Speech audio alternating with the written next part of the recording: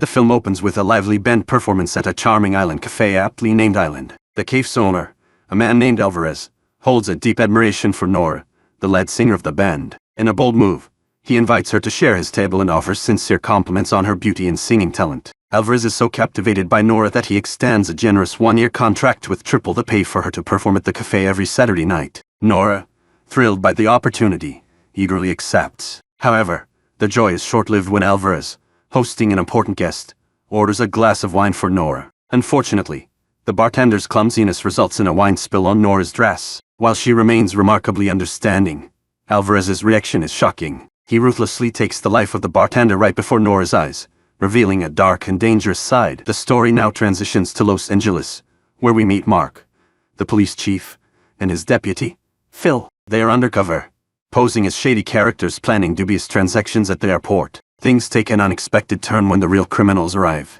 Mark approaches the primary offender to intercept illegal activities, while Phil prepares to hand over the money. Suddenly, Phil reverses the situation, initiating a heated confrontation with the criminal's partner. Amid this commotion, Mark's phone rings, revealing a call from his hometown. The devastating news is delivered by his mother, who informs him of his brother's tragic demise. Mark rushes back to the island, realizing it's also his childhood home. Mark arrives just in time for his brother's funeral, where he learns that his younger sibling was the unfortunate bartender killed by Alvarez. His mother is devastated by the loss, and rumors circulate that gangsters might have been responsible. In a bizarre twist, Alvarez and his two henchmen appear at the funeral, offering their condolences to Mark. Following the funeral, Mark and his mother return home. He takes a poignant look at old photographs of himself and his late brother, realizing it's been 11 long years since he left the island to pursue his career as a police chief. He is consumed by the determination to avenge his brother's death. The following day, Mark heads to the island's police station. There, he encounters his childhood friend,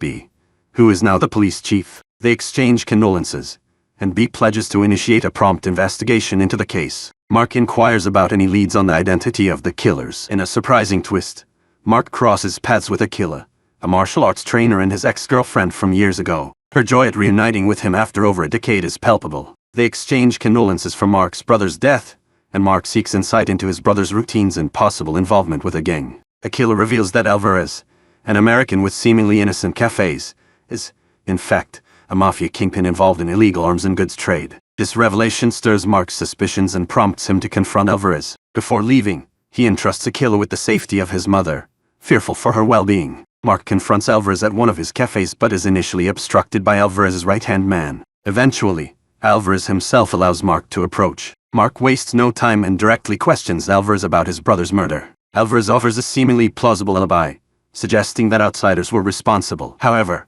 Mark remains unconvinced and issues a stern warning, expressing his intent to uncover the truth. Undaunted, Alvarez divulges a location where local gangsters congregate, suggesting that Mark interrogate them about his brother's death. As Mark departs, Alvarez instructs his right-hand men to summon gangsters from the north to deal with Mark that evening. Meanwhile, Mark visits his best friend, a hot dog vendor, and retrieves weapons he had entrusted to him. The narrative unveils Mark's and his best friend's history as influential figures on the island during their adolescence. But after Mark's departure for Los Angeles, the island attracted foreign gangs and mafia seeking control. Mark's best friend, anticipating Mark's quest for retribution, stands ready to assist him. Later, Mark heads to an abandoned building near the beach to retrieve the buried weapons. Armed, he arrives at the designated cafe. Mark confronts the gangsters about his brother's death, but his accusations provoke aggression. A chaotic brawl ensues, and Mark's skillful resilience prevails. Defeated, the gangsters finally divulge the identity of the possible culprits behind his brother's murder. Mark demands the truth from the gang leader,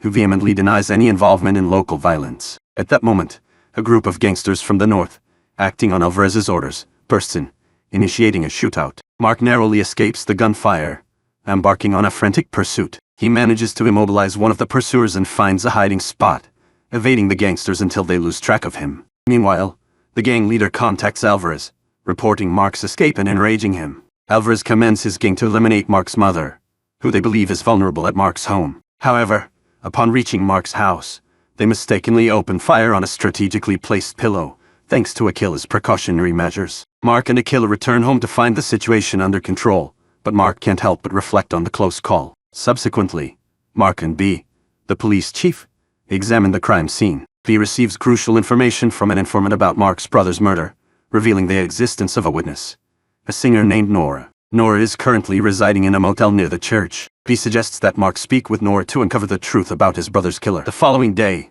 Mark heads to Nora's motel room, where she initially hesitates to open the door, wary of potential threats. After Mark assures her that he's not a danger, Nora agrees to talk. Mark promises to ensure her safe departure from the island in exchange for information about the bartender's murder, which, shockingly, turns out to be Mark's younger brother. Nervously, Nora reveals that Alvarez killed Mark's brother because of a wine spill accident on her dress. She has been trapped on the island, fearing retaliation if she approached the authorities. Armed with this shocking truth, Mark wastes no time in helping Nora leave her room. He then rendezvous with B, setting the stage for their next move. As the crime lord's ominous henchmen close in, the chief shelters his mother with the trainer's aid. Though reluctant to endanger her, the trainer insists on joining the chief's crusade. Tragically, their ally, the local chief, is mortally wounded in an ambush. With his dying breath, he implores the chief to defeat the malevolent crime lord and redeem the island. Galvanizing the community against the oppressive crime lord, the chief assumes command of the police. His ally from Los Angeles arrives,